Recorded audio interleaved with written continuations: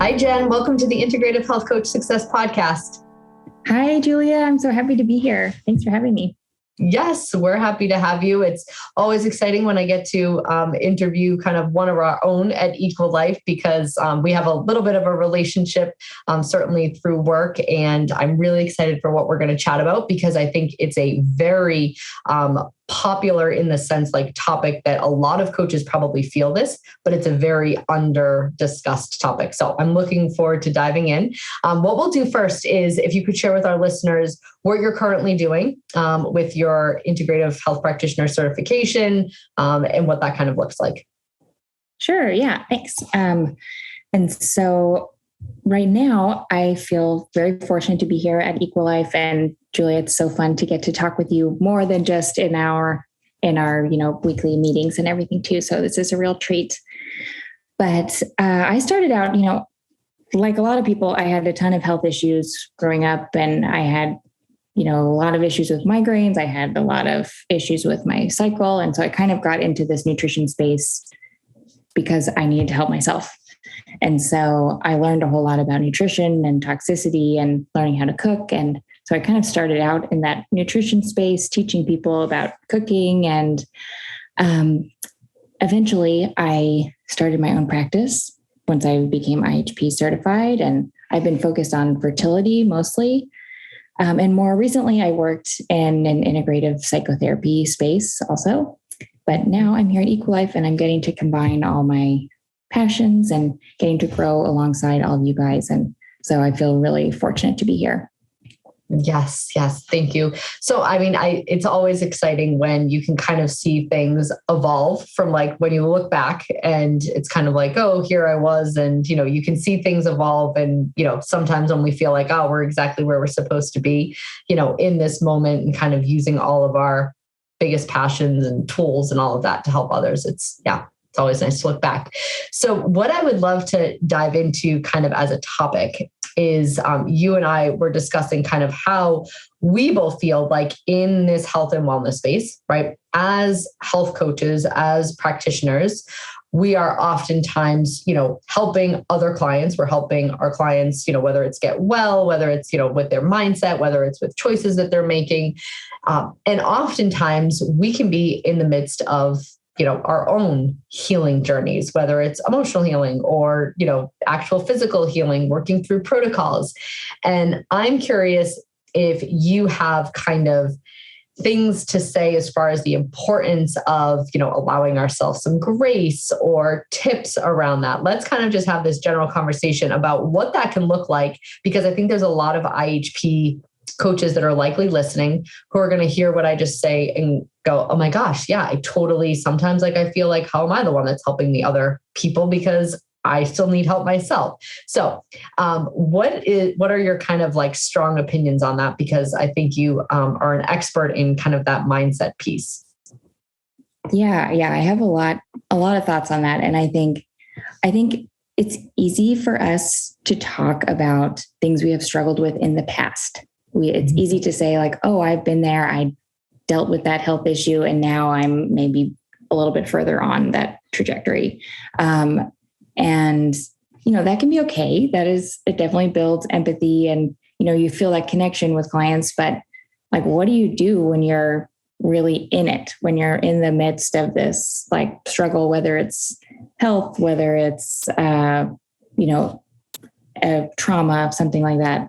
And you're still meeting with clients, and you do have that imposter syndrome of like, why are these people coming to me when I remember when I first started coaching full time, I was sort of in this dark place. I was going through a divorce. I had a lot of issues with my gut. I had H. pylori. And I remember a couple of times I would be getting on a call, it was like an hour-long call, and thinking like, my gosh, I hope I can get through this call without having to like race to the bathroom and have diarrhea. And so, it sort of gives you this like, why are these people coming to me? I am like a mess over here. And so I think what I have discovered is, we sometimes think we need to model this perfect health for our clients, or like we know all the steps and we're doing everything. And that maybe we're somehow not worthy of being a coach if we are struggling.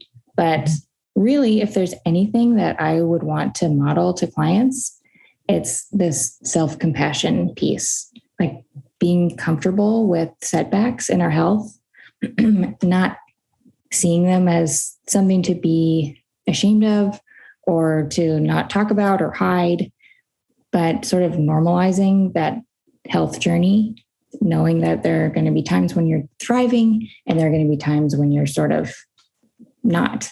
We're not really trying to arrive at this place of perfect health that, we're kind of right alongside them.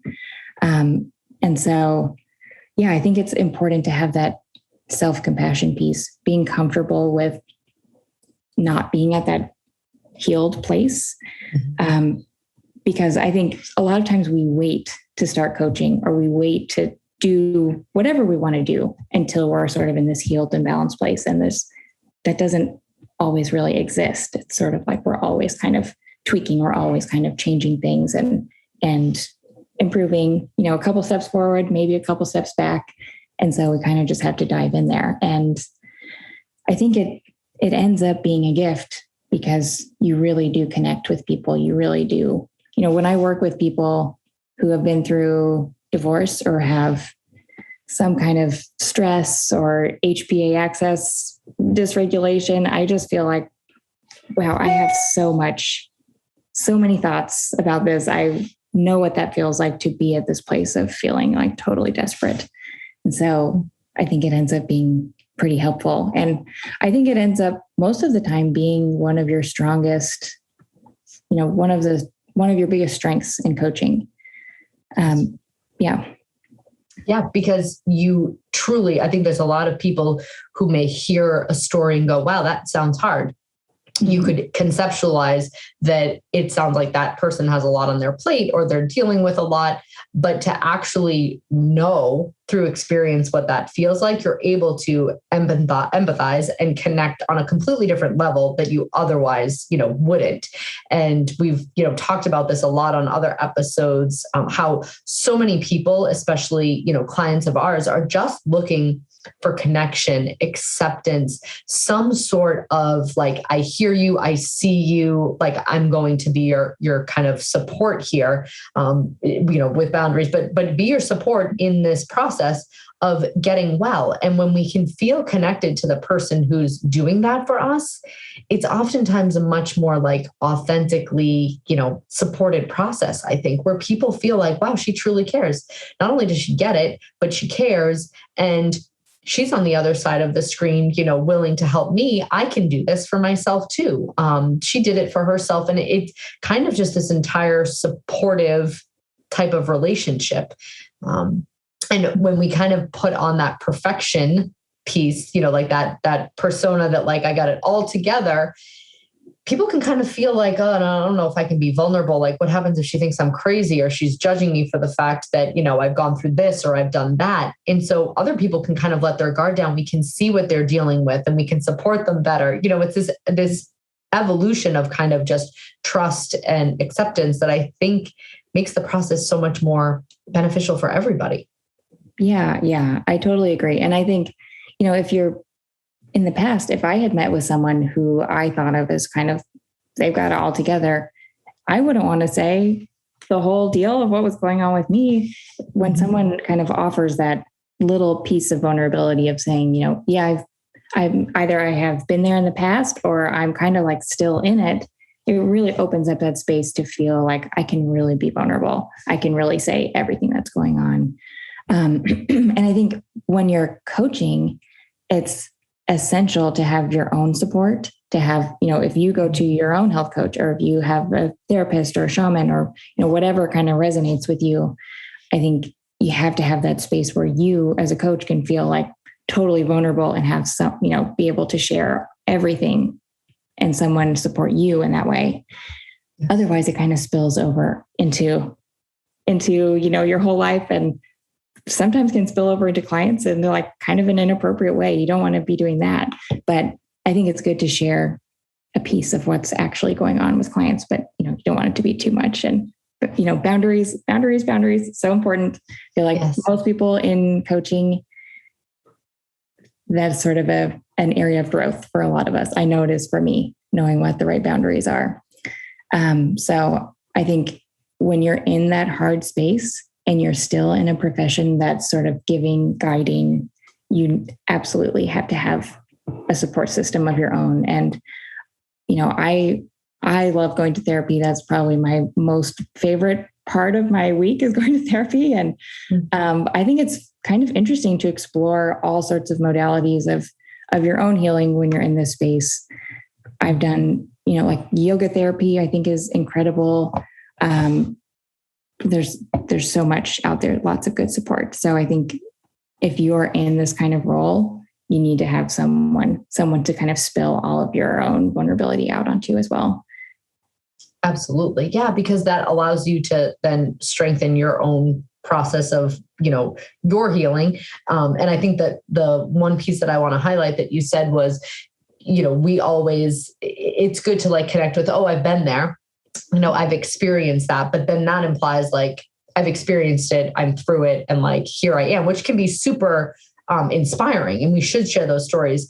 But we're kind of talking about being, in it, in this moment. Things are not great with me. And how do I find support for myself and still show up, with my clients in a vulnerable, but kind of, more of a support system type of role. And it's a super, like you said, kind of tricky balance where you want to just be able to, be vulnerable enough that you're sharing with them, but also being strong enough to kind of support them in their journey. But it's all about just allowing ourselves to be on our own journey. And we are not these perfect health coaches sitting on the other side of the screen. We have our own lives that, we're moms, and everybody goes through their own individual, whether it be challenges or whatnot in their day to day.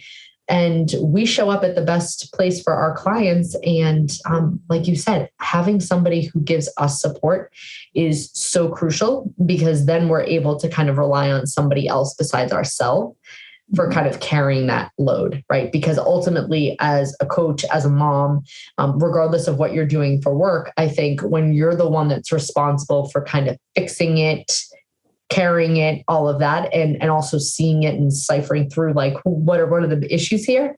It can feel like too much.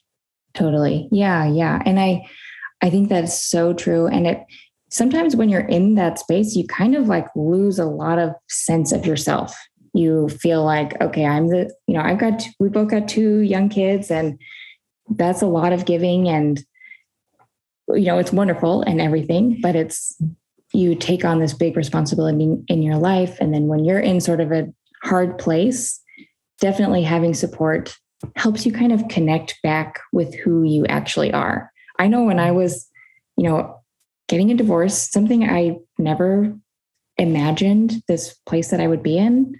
And, it's a real trauma, even if it's amicable, even if it's the best step forward, and it's still a real trauma and a loss of, the way that you have lived your life. Mm-hmm. And so I felt like, I don't even know who I am anymore. I feel totally lost in this profession, feeling like my own health is struggling. So getting support, it sort of connected me back to who I am, connecting me back to my own intuition. And it sort of helped me to remember, like, okay, my intuition has served me so well in the past. I can trust it. I can trust myself. I don't have to feel like this failure. I can feel like, okay, this is a hard time I'm in right now, but with this support around me, I know who I am. I know I'm a good person in a hard time, and I can do my job, and I can still support others. And I'm just going to move forward. Life is not always so like, this is good, this is bad, this, black and white. It's a lot of time in this like messy gray space where we're sort of figuring out what we're doing. And so I think it's important to just remember who you are. And I think a lot about too, with intuition, kind of remembering all of the times that my intuition has served me well in the past. And sometimes I get some strength from that. And the times when I feel like totally lost, I think, okay, when I was younger, I had this intuition about diving into health, diving into nutrition, and how well that served me. And so it kind of like guides my path remembering those times when my intuition felt really strong, and knowing it's still there, it's still serving me, it's still helping and guiding me. So yeah, I try to remember some of those times in the past and get some strength from those as well when I'm like in the midst of it, in the dark spots. Have you ever had any times like that? Yeah. I mean, I think that kind of like remembering how far you've come in a sense, and remembering, like you said, like the times where things were dark and you got out of it. I think there's like a quote that's like, so far you've survived 100% of like your hardest times, like keep going, or, something like that. And it's true. Like if we're still here, we've survived everything we've already gone through.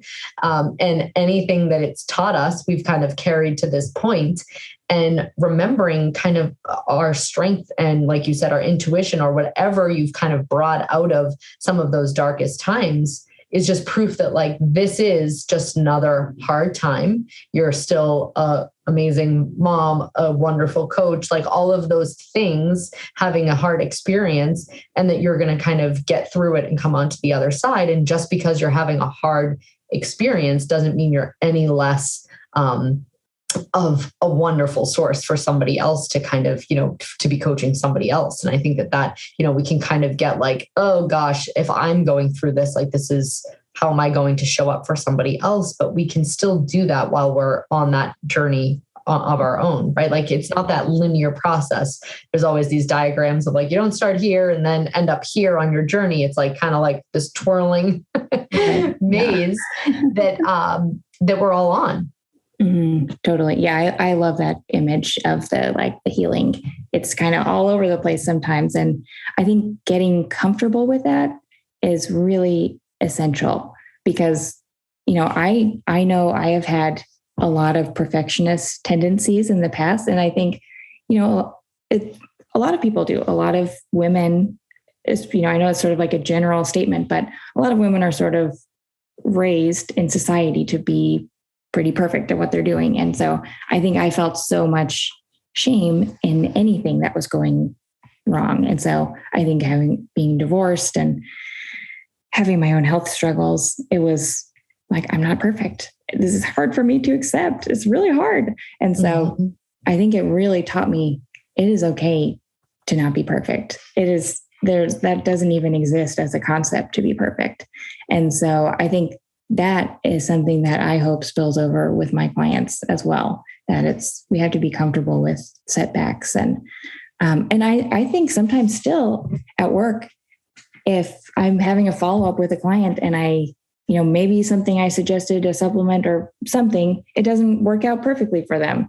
And that's just an information point. But in my mind, it would be easy for me to be like, oh my gosh, I suggested the wrong thing, or, I still struggle with some of the perfectionist tendencies. And so I think it's important to just think all of these little setbacks or things that feel hard, it's not a failure. It's just information. Yes. Yeah. And the perfectionist piece, because I think, like you said, so many women do struggle with this. We kind of like have this, image of what our life should look like, what it should be. And then there's like what's really happening. And there's like all of these layers, and then there's the subconscious of kind of like what we're really feeling. And I think as far as like the perfectionism, it's really just our like deep desire to be like good enough, to be seen, to be lovable, to be good enough, to be accepted. And it's not until, I believe, my personal opinion, until we can completely give that to ourselves. And because that's really the only place that it could truly ever be permanently, where we love ourselves in whatever state we're in. We accept our past, we accept our choices, all of that we then don't strive to have somebody else see us as perfect or have our image be, kind of this perfectionist type of image. And so allowing ourselves to access some of that self-compassion that you mentioned at the beginning, right? Like that's all where it comes from, where our support for ourselves is what ultimately allows us to show up as less perfectionist, controlling type of, women in this world. And that's really what drives it, I think. Yeah. I think so. I think this learning about self-compassion has been one of the biggest changes in my whole life. I think I've read this book. I don't know if you've ever heard of it. It's by Kristen Neff. It's called Fierce Self-Compassion. I would highly recommend it. And there's a quiz, at the beginning, like a lot of books. And it talks about like, okay, what is your self-compassion like? And, I think I scored the lowest that was possible to score. And so, and it talks about like, it's different to have self-esteem. You can think I'm pretty good at my job. I feel like I'm a pretty competent person, but self-compassion and kind of being gentle with yourself, having that inner voice that is kind and not, if you mess up, I don't want my inner voice to be like, wow, you're such an idiot. And that kind of is my automatic inner voice a lot of the times. And so that's something that I really have had to work on in this whole experience, letting go of perfectionism. And in times when things are hard, when you feel like you've had some setbacks, I don't want my inner voice saying like, you messed up, I can't believe you did that. Or I want my inner voice to sound like the way that I hope to speak to my kids, like, wow, this is a really hard time and you're really doing your best. And I think kind of having that inner voice really changes your whole outlook on everything that you're doing. And I think you're so right that that self-compassion piece is key. And you can only give that to yourself. When we're looking outward for this like perfectionist approval, like, does this client think I'm doing the right thing? Does do you guys think I'm doing the right thing? We really have to give that to ourselves. And I think I really didn't know how to do that until not that long ago, how to speak to myself in a nice way, how to acknowledge that maybe I'm having a hard time, but I'm still a good person. I'm still lovable. I'm still, I still have all of these other qualities that don't change based on what is actually happening in my life, what actions are or what events are happening. And so it's a hard thing to learn though. I think, I don't know. What's your inner voice sound like? Is it very nice to you or what? Well, because I think why it's hard to like learn it is because I think there's two steps that have to happen. You have to unlearn one piece and then relearn something else. So it's not just like, I have to teach myself how to do this. It's kind of like, I have to like dig this old voice up, like figure out why it's there, ask it to gently and nicely leave, and then fill it with kind of these different voices that kind of tell me something altogether different that quite honestly, when you've gone through, like we're in our 30s, when you've gone through, 30 some odd years of talking to yourself the same way, I mean, that's a habit. It's a pretty deep habit. And so kind of unlearning some of the habits of the way that our thought processes work, or like those subconscious beliefs, we have to unlearn that stuff and then kind of like reteach ourselves something else. And so I've done a lot of work in this space too. And like, I usually stumble in the unlearning. Like I can do like, okay, I'm going to work really hard on talking to myself this way. But then like when that other stuff is still there, it kind of like creeps up and it's like, yeah, no, you're not going to talk to yourself that way. Actually, we're going to use your old voice. And so it's kind of, and I said like kind of get rid of the old, but it's never really completely gone. It's just that you kind of are able to, I don't know, relate to it in a different way where you're kind of just like, sorry, like, we're not doing this anymore. I'm listening to this voice, like the angel and the devil type of thing. Like this is the voice that I'm primarily listening to. You were super helpful at one point in my life, because I think those inner voices that kind of tell us like, do better, be better, like you're not doing a good enough job. Like those are coping mechanisms, maybe from childhood, or when we tried to, keep ourselves safe or accepted or loved. And kind of accepting that and going like, thanks for everything you did for me when I was 10, but I'm not 10 anymore. I'm completely a full-blown adult and I'm going to think a little bit differently now. Like, thank you, but we're done with that, with that voice. I'm going to listen to this one over here. And if you could take a seat, that would be great. Yeah, it's so true. And because I sometimes can beat myself up of like, I'm still thinking that way. I'm still like saying those kind of not very nice things to myself. And it really is acknowledging like, wow, that voice was trying to protect me my whole life. It was trying to like motivate me or something, even though, when I think if I'm trying to get my child to act a certain way or, or to do something, I would never say like, oh my gosh, I can't believe I've never talked to a child that way. And so, I don't want to talk to myself that way either, but just acknowledging this has been trying to protect me. And thank you for that, but I'm not going to listen to that voice anymore. And, when I was younger, I had a lot of fertility issues and I didn't have a period for a lot of years. And I thought, okay, my role as a woman, it's ingrained in me to think I'm supposed to have kids. That's what I maybe want to do at some point. And I remember my inner voice being like, well, you already failed at your one thing that you're supposed to do. And it's interesting, like where that voice really comes from. What is the purpose of that really? But just sort of acknowledging that is there. That's my thought pattern that I've had, but I'm not going to listen to that anymore. And so, yeah, it's a ton of unlearning and relearning. Yes. And I think women grapple with some of this stuff more than men, because men's like a male role in our society hasn't really changed all that much. Like, it's just like provide for your family, like make a living and like just be like strong, right? Like that's and whether or not that's right or toxic or whatever, but that's like men's role. Whereas I think in the last, 15, 20 years or so, women have like kind of been like, not only do you need to have babies and you should have good fertility to do so, but you also need to work. And, you can be the CEO. So therefore you should. Like, I think female pressure has kind of evolved in a different way. And we can kind of like take on all these like, okay, if I can do all of this, I should be doing all of this. And if I'm not, I think I'm probably less than. Like, I should be able to work, raise kids, and, have it all together because Susie down the street does.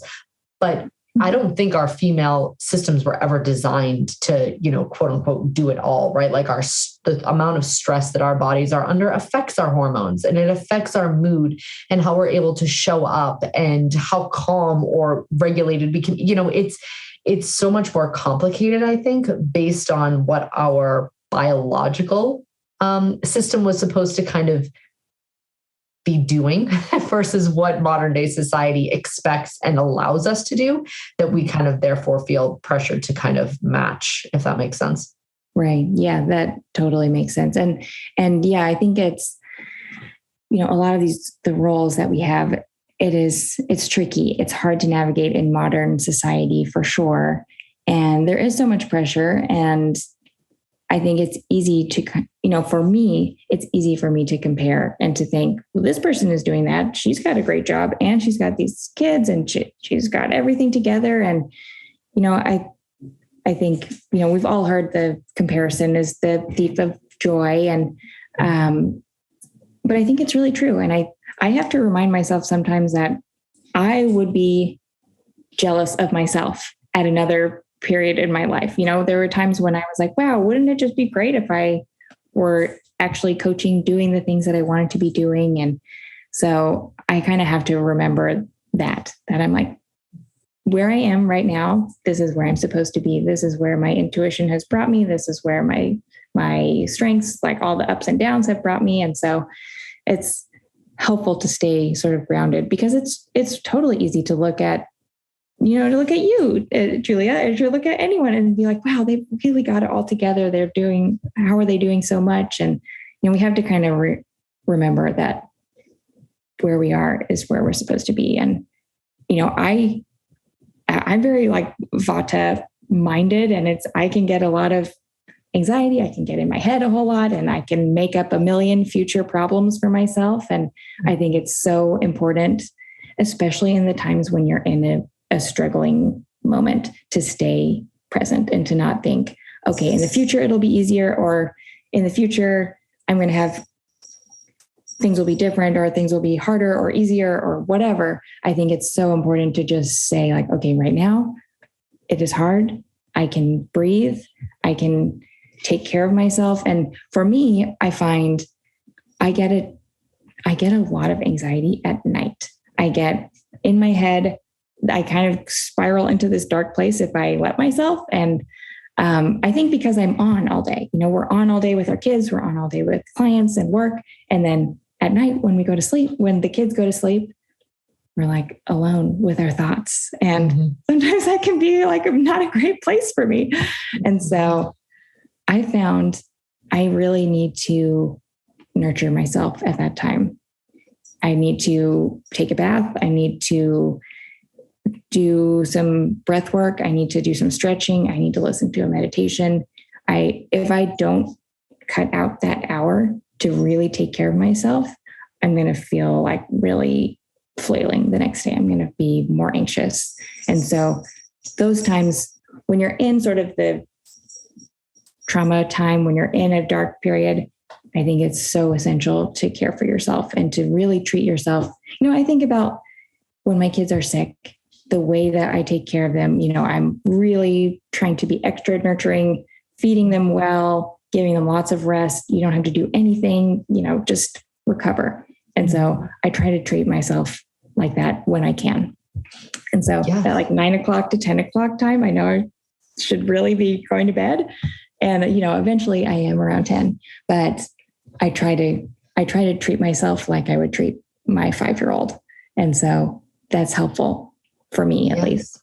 Yeah. Yeah, I think that's great. And it kind of, brings up I was going to ask you what like your number one tip would be. But you just answered it. So I'm going to highlight it as far as like what you can do if you feel like you're in this space where when you wake up and you're like mom mode and then you're client mode and then you're mom mode again, like there's very little time unless you're carving out something in the middle of the day for you to just kind of like reset and refocus. But taking that hour at night, I think is so important because it allows you to, get out of that sympathetic state before you go to bed. It likely helps with your sleep, but it also, sends this message to your body that like you are safe, you are nurtured, you are well taken care of. Internally, our nervous system responds so much better to just like, okay, I'll just go to sleep and forget that whole day. And you kind of just like, numb it and turn it off and fall asleep versus really being present and doing something that you deserve. Like, I'm going to treat myself like a not so well 5-year-old because I need nurture. I need, compassion. I need all of that stuff right now.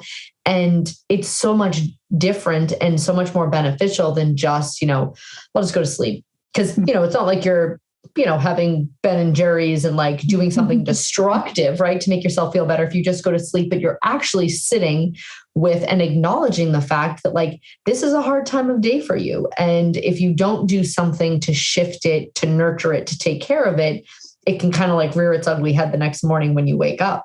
Mm-hmm. Totally. Yeah. And so I definitely need that time. I mean, I can be the queen of numbing. And so at night, if I'm not taking care of myself, I can do anything to numb myself. I can eat like a bunch of oatmeal at 9:30. I can watch TV that I don't care about, and nothing wrong with eating oatmeal or watching TV, but you want to do it mindfully, of course. But so if I'm not actively taking care of myself in that time, then I know I'm like numbing out whatever thoughts or feelings I have.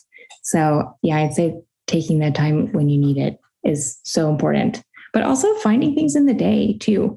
I find I need to find little things that feel like sweet and joyful and light during the day. Otherwise, the day just kind of like rolls right by you. And so I try to have moments before I get on a call with the client to do like one round of 4-7-8 breathing, or think, look at my plant and think, wow, it is growing. It is a miracle. It is amazing. Try to think of some little thing that feels sweet during the day. Just to, that regulates your nervous system. So you're not in that sympathetic, you're not in your head. And so it's helpful for sure. Do you do much like that during the day or at night? So I am like I love my sleep at night. So I typically like go to bed early. I don't have like a lot of energy to decompress. I'm like, I just want to like decompress, and I can kind of get myself pretty calm fast at night. But I would agree during the day is when, so like I used to kind of go right from all of my client calls, like 4.5 hours or so to like then immediately picking my kids up or immediately letting my babysitter leave. And I found that like I needed to build in like a 30-minute buffer. Sometimes that 30 minutes is me doing deep breathing. Sometimes it's me taking a shower just to like, because that's when I can take one and not be interrupted. And so I'm going to take a shower, or it's me talking to my sister because a conversation like that's going to make me feel good. So there's so many ways that I like use that 30 minutes. And it's usually, based on whatever I kind of need in that moment, but just to have like a buffer so that I'm not going from like, all of that to like, and my kids immediately need me. Right. Like they've been without mom all day. And so when I show up, I better be ready for what they need. And it's usually lots of attention. And so I need to have kind of filled my cup up a little bit so that I can then be, present for them. Yeah, absolutely. So important. And it's easy to skip over that, to be like, well, I could get there faster if I didn't do anything for myself. But yes. We've like got to get rid of that mindset of like, I need things too. And, I think about my kids are young. I've got a son and a daughter, and I hope that when they grow up, and if they have kids or, whatever, that they see an adult taking care of themselves. Mm-hmm. So that when they're an adult, they know like, oh, I have needs. They're important. I need to meet my own needs too, not just take care of my kids or my job or, whatever. So yeah, I'd like to hopefully model that. Oh. Yeah, it's so important. My son loves playing hockey, and my husband plays hockey still too. And whenever he like goes and plays at night, which he sometimes does, it's usually around bedtime, and my son gets super sad. My husband's like, I'll just stay home. And I'm like, no, you're not just going to stay home. He gets to play hockey. He plays hockey 4 times a week because he loves it. He should be seeing that you are also doing something that you love. Like these are the things that continue to make life, happy and sweet and, our version of what we kind of feel fulfilled doing. And so I'm like, no, it's okay for him. He can be sad that you're leaving, and you also can go and do it because that's like what you need to, that's what makes you happy. But he can see that, he can miss you and think you're better at putting him to bed than I am. But it's important for them to see that we're not only taking care of them, but ourselves too, because they, like you said, they're going to be adults someday. They're not going to be kids forever. And ultimately, like we're only as healthy as we allow ourselves to be. And if we're not taking care of ourselves, we can't show up for our clients the same way. We can't show up for our kids the same way. And it's kind of this never-ending cycle. And it kind of stops whatever we say it will. Totally. Yeah. I think that's been the biggest lesson for me. When you're in a hard time, you kind of feel like I don't even deserve to take care of myself, and sort of switching that narrative and thinking, you know what, I need to go on a bike ride. That sounds so fun to me. And so I'm going to do that. And, having those, meeting your own needs is so important. And I hope that if clients ever take anything away from being with me, it's that they can meet their own needs too. And so I think it's super important. And I don't know, I hope that most people are doing things that are fun. I always talk about that with clients when it's like, oh, you know what helps with progesterone? Doing things that are fun, doing things that you love and enjoy. And so it's, kind of motivating in that sense to really take care of yourself. And it's very easy to forget it. So it's an important part of my life. It's not totally natural for me yet. It's not like second nature, but I hope that it gets there soon. Yes. Yeah. And I always, when I like put like on my Instagram posts, if I talk about stress or hormones, or I always add like laughter, fun. Mm-hmm. It's one thing that like people forget, but our as human beings, we were designed to like experience those emotions. We were designed to experience joy, laughter. It's what gets us out of that constant fight or flight. Like you're not going to laugh or have fun if a lion's chasing you. Mm-hmm. If you can access that part of you that is able to do that, your body immediately gets out of that sympathetic state. So yeah, I couldn't agree more. Totally. Yeah. So important. Could you share? Yes. Yeah. Could you share the name of the book one more time? Just in case listeners, we'll put it in the show notes, but in case listeners were, hearing it and they're like, oh shoot, what was the name of that book? Could you share it one more time? Yeah. It's called Fierce Self-Compassion by Kristen Neff. And she has another book also called Mindful Self-Compassion, which is great too. But I'm a big fan of Kristen Neff. And even just following her on Instagram too, she shares like lots of little tidbits. So that's helpful when a book feels like that's too much or something, Yes. So yeah, I love that book. Okay. Thank you so much for being a guest on the Integrative Health Coach Success podcast. This was so fun to get to chat with you. And I think we offered, I'm sure, a lot of resonating material with the listeners that I think will kind of help them take, some of what we said and apply it to their own life. So thank you so much for your honesty and all of your expertise today. Of course. It was a pleasure to be here. Thanks, Julia. Okay, Jen, talk to you soon. Bye-bye.